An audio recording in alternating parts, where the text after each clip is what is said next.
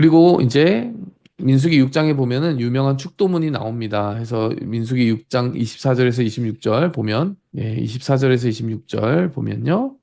여호와는 내게 복을 주시고 너를 지키시기를 원하며. 자, 네. 좀 더 크게요. 여호와는 그의 얼굴을 내게 비추사 은혜 베푸시기를 원하며 여호와는 그 얼굴을 내게로 드사 평강 주시기를 원하노라. 여러분 이게 하나님이 아론과 그의 아들들에게 이스라엘을 향해 축도하라고 주신 축도문입니다. 축복의 기도문이에요. 축복의 기도문. 하나님이 뭘 구하라고 하십니까? 복을 구하라고 하시고요. 은혜를 구하라고 하시고요. 평강을 구하라고 하십니다. 이것을 우리가 기억했으면 좋겠어요. 우리는 복을 얻기 위해 하나님을 이용하는 자들은 아니에요. 그래서 복이 중심은 아닙니다. 그러나 세상의 복이 아닌 하나님과의 관계 속에서 주시는 복은 얼마든지 사모해야 하는 족속들이 바로 우리입니다. 여러분, 복을 달라고 하는 것 자체가 잘못이 아니라요. 어떤 복을 어떻게 구하느냐가 중요한 거죠. 우리는 하나님으로부터 복을 달라고 해야 하고, 그 복은 나를 위한 자기중심적인 복이 아니라 복의 내용이란 것은 하나님과의 관계 맺음 속에서 살아가겠다라고 하는 그 결단의 복을 말하는 것이고요. 그렇게 해서 받은 복을 이웃에게 흘려보내겠다라고 하는 그 복을 말하는 것이에요. 그 여러분 은혜라는 단어에서 무엇을 보십니까? 여러분 우리 자격으로 하나님께 쓰임 받는 것이 아니라 하나님이 자격 없는 우리를 불러주셔서 쓰임 받고 있다는 거 기억해야 되고요. 또 그렇게 복을 받고 은혜 받은 우리는 평강을 누리며 살아갈 수 있다는 것. 광야는 여러분 마음이 항상 근심될 것 같잖아요. 그런데 하나님이 민수기에서 지금 이 기도문을 주시면서요. 무엇을 보여주시는 거예요? 너희가 광야에 있어도 나와의 관계 속에 머문다면 평강이 있을 거야. 이 약속을 하시는 거예요. 여러분 이거 여러분들을 향한 약속으로 받으시기 바랍니다. 그리고 중요한 단어 한 가지 놓치지 말아야 되는 것은 25절과 26절에 여호와는 그의 얼굴을 내게 비추사 그리고 얼굴을 내게 향하여 드사. 여러분 얼굴이라는 단어입니다. 여러분 얼굴 보기 힘들다라는 말 표현 있잖아요. 얼굴 보기 힘들다는 게 뭡니까? 너무 그 사람이 바빠가지고 시간을 내주지 않아가지고 얼굴 보기 힘든다는 거 아니에요. 그렇죠? 여러분 하나님은 우리에게 얼굴을 비추시고 얼굴을 향하여 드시는데 여러분 우리가 너무 하나님께 시간을 쏟지 않아서 마음을 쏟지 않아서 그 비춰주시는 얼굴빛을 우리가 못 누릴 때가 많은 것 같아요. 하나님이 우리한테 너 얼굴 보기 참 힘들다라고 하실 때도 있는 것 같지 않습니까? 하나님은 얼마든지 그 얼굴을 우리에게 비춰주실 거예요. 중요한 것은 우리의 마음의 태도입니다.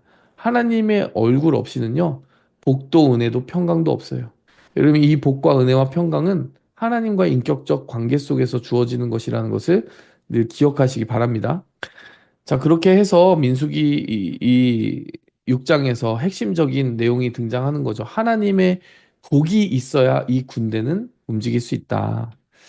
그리고 민수기 7장에 보면은 이제 지파 지도자들이 예물을 바치고요.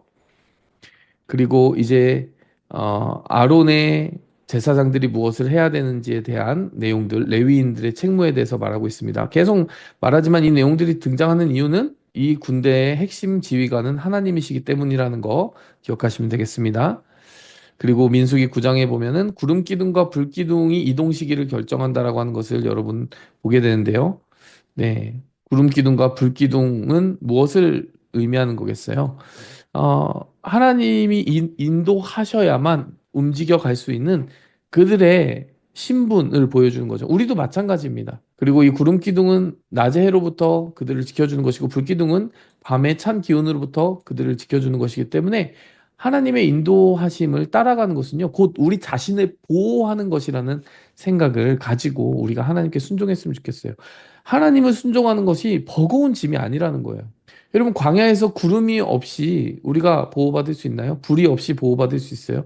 그것이 아니듯이 하나님을 순종한다는 것은요, 우리의 생존에 불가결한 정말 너무나도 당연스러운 선택이어야 한다는 것을 말씀이 이야기하고 있는 거고요.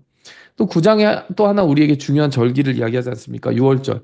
6월절은 무엇을 우리에게 가르쳐 줍니까? 예수 그리스도께서 어린 양이 되셔서 그 피로 우리를 죄에서 구원하신 사건에 대해서 알려주고 있잖아요. 그러니까 여러분, 이 민수기 9장은 무엇을 보여주냐면요. 한마디로 말하면 그리스도와 성령을 보여주는 거예요.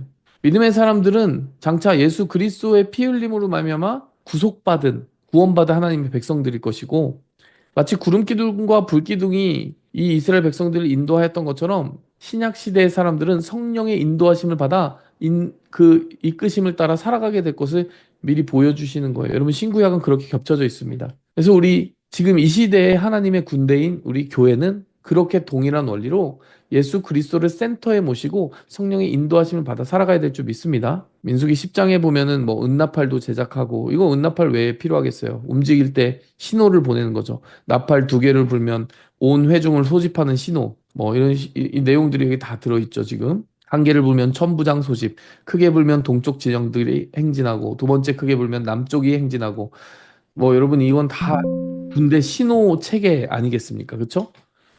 자, 11장에 보니까 여러분 또 어떤 장면이 등장하냐면, 백성들이 만나가 지겹다고 불평하니까 하나님이 메추라기를 내려주시는 장면이 나옵니다. 그런데 하나님이 그와 동시에 이들의 불평에 대해서 징벌하세요. 여러분, 왜 징벌을 하시겠습니까? 여러분, 군대에서 밥 안 나올까 봐 걱정하는 군인 본 적 있으세요? 군대도요, 어떤 군대도 그 군인을 굶기지 않아요, 여러분. 그러니까 하나님이 어련히 필요한 거 다 채워주실 거를 이들은 믿고 신뢰하며 걸어가야 하는데, 사사로운 어떤 욕심이나 자기중심성이 앞서서 지금 만나가 지겹다, 메추라기를 내려달라, 이런 그 어떤 크고 작은 문제들을 트집 잡아서 하나님의 그 인도하시는 지휘권에 대해서 도전하는 이 장면에 대해서 하나님이 진노하시는 거죠. 더군다나 이 군대가 이 광야에 존재하기 전에 홍해 사건에서 건져내시지 않았다면 이들은 여기 존재조차 할 수 없고, 이들이 생존조차 할 수 없었다는 걸 생각하면 하나님께 대한 감사가 사실 너무나 당연한 것인데, 여러분, 우리가 이 불평이라고 하는 것이 작은 것 같지만요, 우리가 불평에 그 끊임없이 덫에 빨려 들어가기 시작하면 하나님께 수많은 복을 받으면서도 그 복을 하나도 못 누릴 수가 있습니다. 여러분, 더군다나 이 군대, 하나님의 군대 조직을 와해시키기에 가장 효과적인 사탄의 전략은 불평하게 만드는 것일 거예요. 여러분, 지금 현대 교회는 다를까요? 현대 교회도 마찬가지예요. 여러분, 작고 사소한 불평이 서로에 대한 감사를 잊어버리게 만들고 서로를 사랑하는 마음이 차갑게 식어지게 만듭니다. 사탄은 그 전략을 많이 써요. 서로 불만을 가지게 하는 거예요. 이런 부분이 우리가 잘 새기고 가야 되는 부분이겠죠? 적용해야 되는 부분이겠죠? 모세가 너무 힘들어합니다. 그래서 어떻게 하냐면, 제가 그들을 낳기라도 했습니까? 하나님, 저 너무 부담스럽습니다. 이랬더니요, 하나님이 응답하시기를 이 70명의 장로들에게 성령을 부어주십니다. 그래서 그 지도력을 좀 나눌 수 있도록 은혜 주시고요. 자, 여러분, 이 불평이 한 번으로 끝나지 않고 12장으로 넘어가면 미리암과 아론이 모세를 비방해요. 미리암과 아론은 모세의 가장 측근인데 모세를 비방한 겁니다. 하나님이 어느 정도로 징계를 하시냐면, 미리암이 나병에 걸리게 하세요. 나병, 치유받을 수 없는 병이잖아요. 왜 저렇게까지 하셨을까요? 물론 이제 모세가 중보기도 해서 치유되긴 했지만, 거의 저주에 가깝다고 여겨지는 병을 걸리게 하신 이유가 뭐겠어요? 미리암의 위치가 있으니만큼 더 입을 조심했어야 되는 거죠. 미리암이 모세의 누이라는 이유로 이러한 태도를 보인다면, 백성들에게 이 태도가 확산되는 것은 더 쉬울 거예요. 더 중요한 직책이 있는 사람일수록요, 하나님의 말씀에 대한 권위를 허물어뜨리는 것이 훨씬 쉬울 수 있다라는 거예요. 특별히 모세의 위치를 생각해 보면, 모세는 하나님의 말씀을 받아서 전하는 위치에 있잖아요. 그렇기 때문에 그 위치를 최대한 보호해 주었어야 하는 것이죠. 그런데 이 미리암과 아론이 모세를 허물어뜨릴 때 사실은 이 공동체 전체를 위기에 빠뜨리는 겁니다. 왜냐하면 말씀이 모세로부터 지금 전달되어 나오고 있다면 모세를 비방함으로써 말씀의 권위가 깎이게 되는 거죠. 이 백성들이 그러면 미리암과 아론이 무시하는 모세를 따를 수 있겠어요? 미리암과 아론이 모세의 권위를 허물어뜨리면 모세가 전파하는 하나님의 말씀이 제대로 그들의 마음 가운데 접수가 되겠습니까? 이것은 우리가 신구약을 떠나서 지금 이 시대에도 믿음의 공동체에 적용해 볼 수 있는 부분이 있다고 생각해요. 하나님의 말씀의 권위를 보호하기 위해서요, 우리는 말씀의 사역자들을 뚜렷한 근거 없이 비방하거나 허물어뜨리는 것을 굉장히 경계해야 됩니다. 지금 이 시대에는 많은 목회자들이 지탄을 받고 그럴 만한 도덕적 결함이나 큰 실책을 저지르는 사람들도 있어요. 그런데 그런 일이 아니라면 우리가 그 말씀의 권위를 온전히 전달하고자 하는 그러한 시스템에 대해서 함부로 비방해서는 안 된다는 거죠. 왜냐하면 그것은 공동체가 하나님의 말씀을 중심으로 세워져 있다라고 하는 한 가지 정체성을 뿌리부터 흔들 수 있기 때문에 그렇습니다. 하나님이 모세의 누임에도 불구하고 나병에 걸리게 하신 것은 그 죄의 중대성에 대한 선포이기도 한 것이고, 또 한 가지는 미리암이 가진 위치가 그의 영향력을 더 크게 만들고 있는데, 그래서 더 큰 위치에는 더 큰 책임이 따른다는 것을 보여주시는 겁니다. 자, 이렇게 불평과의 싸움을 하고 있어요. 계속해서 불평과의 싸움을 하고 있습니다. 13장에서 결정적인 불평이 발생하게 되는데, 이 불평은 하나님의 비전과 꿈에 대한 불평이었어요. 하나님이 분명히 약속의 땅을 주신다라고 했는데, 이들의 말이 무엇이었냐면, 우리가 정복하려는 그 땅에 살고 있는 주민들의 키가 너무 커서 우리 자신이 메뚜기 같다라고 이야기하는 장면이 13장에 나옵니다. 처음에는 뭐 그 땅의 소산이 아름답다고 이야기하더니만, 그러나 그들이 스스로 볼 때 메뚜기 같다라는 거예요. 여러분, 이 말이 하나님을 굉장히 가슴 아프게 할 것 같습니다. 이들은 하나님의 자녀인데, 하나님의 자녀인 이들이 스스로를 메뚜기라고 하면 하나님이 메뚜기가 되는 겁니까? 여러분, 우리는 우리의 자존감을 스스로 깎아내릴 때 사실 하나님을 모욕하는 것이기도 해요. 우리는요, 거룩하고 또 전능하신 하나님의 자녀라는 사실을 늘 마음속에 새기고 살아가야 될 것 같아요. 여러분, 겸손은 자기 비하가 아닙니다. 겸손은 하나님이 없이 우리가 아무것도 할 수 없다라는 고백은 하는 것이지만, 하나님이 계시면 무엇이든 할 수 있다는 마음도 함께 고백하는 거예요. 그래서 우리 함부로 내 자신이 메뚜기 같다, 나 아무것도 아닌 것 같다, 이런 말을 하면 안 되죠.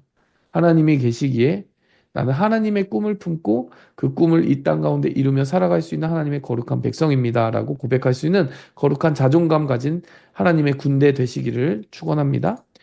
여러분, 그런데 갈렙과 여호수아만 하나님의 약속을 믿고 바르게 고백했기 때문에 결론은 어떻게 됐습니까? 너의 믿음에 고백하지 못한 사람들은 광야 떠돌다가 죽게 될 것이지만 여호수아와 갈렙만 약속의 땅에 들어가게 될 것이다. 이렇게 하나님 말씀하시죠. 여러분, 이렇게 불평해 놓고 하나님이 그렇게 선포하시니까 또 그걸 마음에 들어 하지 않아서요. 이들이 불복하고 갑자기 아말렉과 전투를 하겠다고 나서요. 이건 하나님이 지시하지 않은 전투입니다. 그러니까 가라고 할 때 갔으면 되는데 이렇게 불평하다가 어떻게 합니까? 패하죠. 계속해서 이들이 마음이 하나님과 한 박자가 돼서 걷지 못하는 거예요. 멈추라 할 때 멈추지 못하고 가라 할 때 가지 못하는 이들의 모습이 군대답지 않은 모습인 거죠. 여러분, 민수기 16장에서는 고라의 반역이라는 결정적인 반역이 발생해서 결국 이들이 다른 지도자를 세우겠다라고 나서게 되었는데, 하나님이 그 전에 있지 않았던 전무후무한 심판하십니다. 땅이 갈라져서 반역자들을 삼켜버리는 일이 벌어지게 되고요. 그에 대해서 백성이 또 원망하니까 하나님이 전염병을 내리셔서 크게 그들이 상하게 되었지만 아론의 분향과 함께 그 하나님의 심판이 중단되는 모습이 있게 되었습니다. 이 민수기 17장에 보면 우리가 지난번에 다루었던 아론의 쌍난 지팡이 사건이 있죠. 바로 이 대목에서 하나님이 아론의 지팡이에 싹이 나게 하심으로써 아론에게 지도자의 권위를 주셨음을 공론화하신 거예요. 더 이상 지위 계통을 흔들려고 하지 말라는 겁니다. 여러분, 계속 지위 계통 이런 말이 왜 나오겠어요? 내가 아론을 지정했어. 아론을 믿고 따라. 모세를 지정했어. 모세를 비방하지 마. 이 얘기를 왜 하겠습니까? 여러분, 지위 계통이 허물어져 있는 군대만큼 당나라 군대가 없어요. 그 군대가 무슨 싸움을 하겠습니까? 하나님이 세우신 자들을 존중하지 않는 하나님의 공동체가 어떻게 하나님의 말씀을 따를 수가 있겠어요? 그러니까 여러분, 지금 민수기에서 계속 스트럭을 하고 있는 게 뭔지 아시겠죠? 이들은 자기가 하나님의 군대로 소집된 것에 대해서 제대로 이해하지 못하고 있고, 하나님의 지도력에 대해서 계속 도전하고 있고, 하나님이 세우신 자들의 지도력도 계속 허물어뜨림으로써 공동체의 안정성을 계속해서 훼손하고 있다는 겁니다.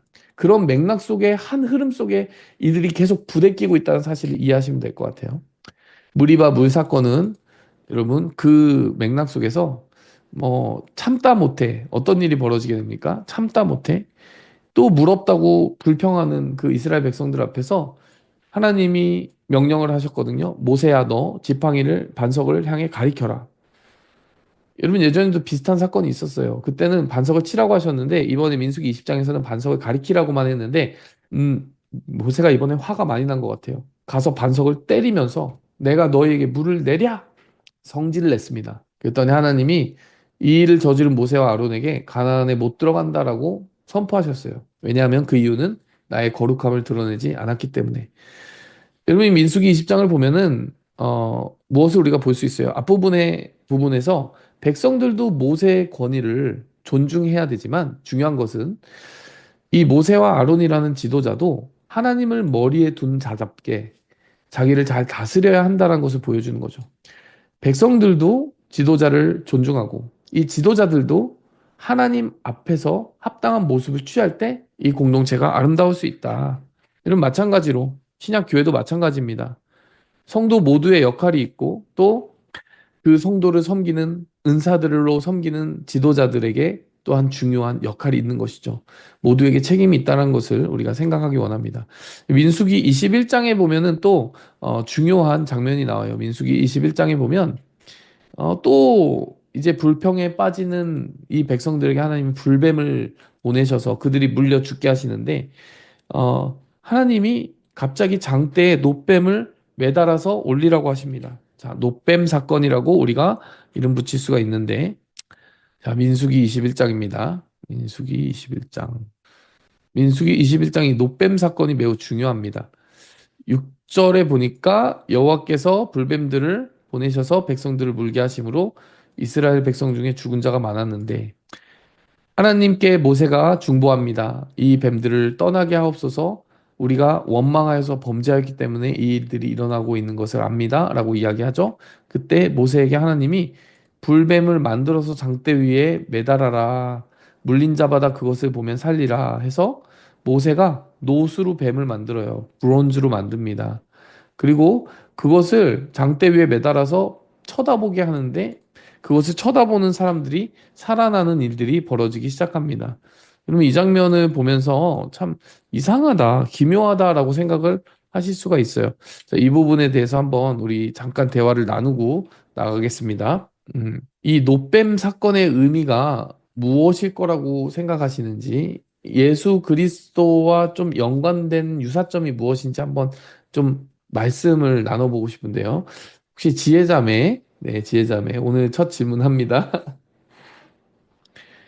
혹시 노뱀 사건이 예수님을 어떻게 가리키고 있다라는 느낌이 드세요? 뭔가 그거를 들었을 때 바라보는 거랑 네, 관련 있지 않을까요? 근데 잘은 모르겠는데 그냥 느낌에 뭔가 네, 씹혀 있는데 네, 그거를 바라보는 것 그리고 뭔가 노뱀을 바라보고 치유가 되는 것 네, 약간 그런 네.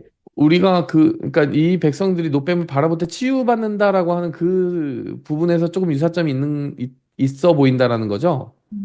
근데 실제로 자 보시면요. 또 한 가지 예수님이 직접 이 사건을 언급을 하셨어요. 니고데모라는 사람이 예수님께 찾아와서 뭐 구원에 대해서 이제 궁금증을 가지고 왔더니 예수님이 거듭나지 않으면 하나님 나라를 볼 수 없다라고 이야기를 하시다가 성령으로 거듭나야 한다라는 말씀을 하시면서 뒷부분에 이 말씀을 하시는데요. 모세가 광야에서 뱀을 든 것 같이 인자도 들려야 하리니 이는 그를 믿는 자마다 영생을 얻게 하려 하심이니라. 자, 이렇게 모세의 노뱀 사건을 정확하게 인용하십니다. 그런데 예수님이 지금 자기 자신과 어떻게 비교를 하시냐면 모세가 광야에서 뱀을 든 것처럼 인자도 들려야 한다라고 이야기를 하시는데요. 그럼 예수님의 사역 중에 무엇인가가 이 노뱀의 장대에 매달려서 올려진 것과 굉장히 유사하다라고 말씀하시고 계신 것이고 암시하고 계신 거거든요. 뭘까요? 한소령제 한번 말씀해 보시겠어요? 한소령제? 네. 네, 뮤트는 풀렸는데 안 들리네요. 네. 안 들립니다. 혹시 하진자매 나눠주시겠어요? 예수님께서 십자가에 매달려서 돌아가신 사건일까요? 그렇죠. 예수님이 들리는 사건과 광야에 노뱀이 달려서 장대 위에 매달려 들려지는 것과 지금 겹치게 이미지를 보여주고 계신 거죠. 예수님이 십자가에 달려 죽으셨는데요. 예수님이 십자가에 달려 죽으신 것이 내 죄를 떠안고 죽으신 것이다라고 믿음으로 고백하는 사람은 영생을 얻지 않습니까? 그렇죠? 그래서 우리가 16절에 바로 하나님이 세상을 이처럼 사랑하사 독생자를 주셨으니라는 유명한 구절이 등장을 하는데요. 여러분 모세가 광야에서 그 노뱀을 만들어서 장대에 올려놓는 것이 딱 그 의미를 전달하는 하나님의 방법이었다라는 거죠. 자, 노뱀 보겠습니다. 그림을 이제 나란히 해놨네요. 여기 그쵸? 노뱀을 이렇게 노수로 뱀을 만들어서 올려놨죠. 그리고 예수님이 십자가에 달린 모습. 여러분 이 모습만 닮아 있는 게 아니라요. 신학적 의미를 잘 풀어보면은 여기에 유사성이 있어요, 여러분. 자, 아까 이 불뱀 사건을 보면은 여러분 불뱀은 지금 바로 전까지 어떤 역할을 했습니까? 불뱀은 이 백성들을 물었잖아요. 물어 죽이는 역할을 했잖아요. 여러분 어떻게 보면 하나님의 백성들을 물어 죽이는 게 사탄 아닙니까? 그리고 뱀으로 상징이 많이 되죠. 그래서 사탄이 믿음의 백성들을 공격하고 죽이는 게 불뱀의 그 사건과 오버랩이 돼 있는 신학적 의미가 있는 거죠. 근데 여러분 이 위에 노뱀이 달려져 있다는 거는 여러분 노뱀은 진짜 뱀이 아니라 가짜 뱀이죠.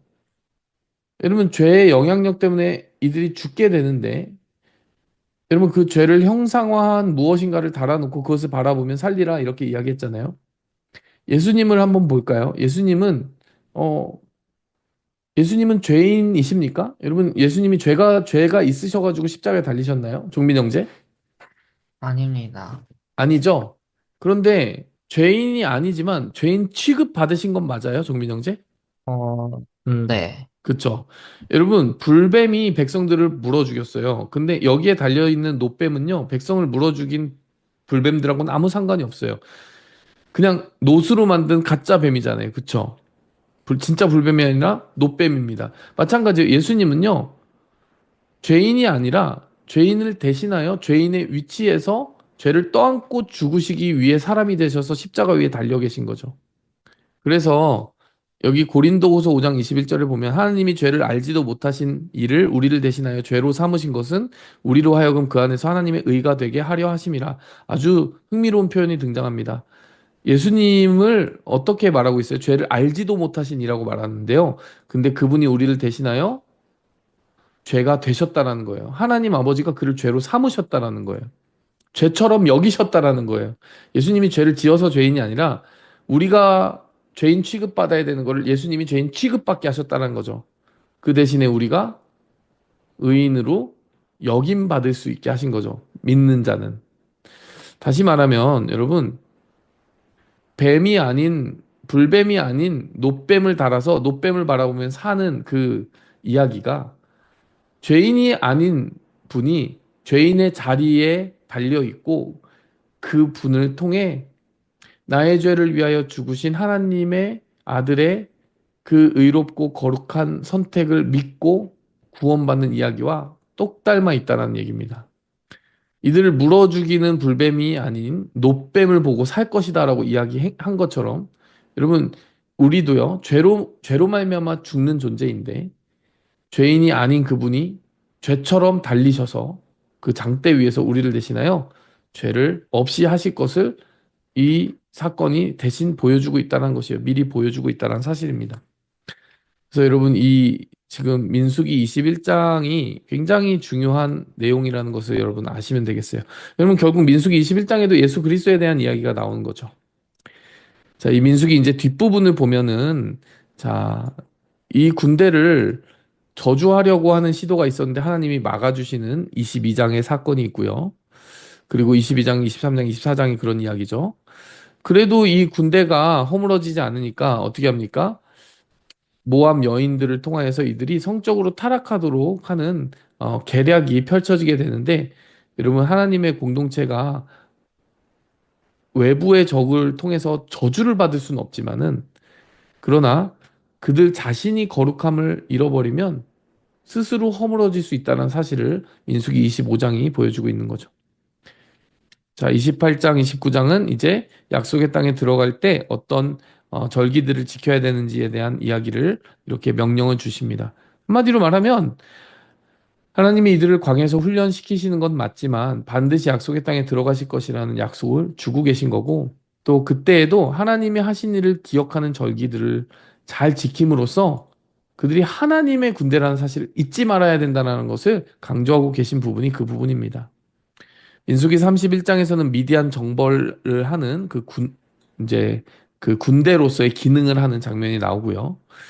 그리고 루벤 지파, 갓 지파가 이제 요단강 동쪽의 땅에 정착을 요청하는 장면이 나오는데 그 이유는 그 전에 어, 그 전에 그 동쪽 요단강 동쪽 지역을 이렇게 네, 점령하는 사건이 있잖아요. 네, 그 점령을 했기 때문에 지금 이 지역에 정착하게 해달라고 요청을 하고 있는 거죠. 자, 이렇게 쭉 민수기의 내용이 흘러갔습니다.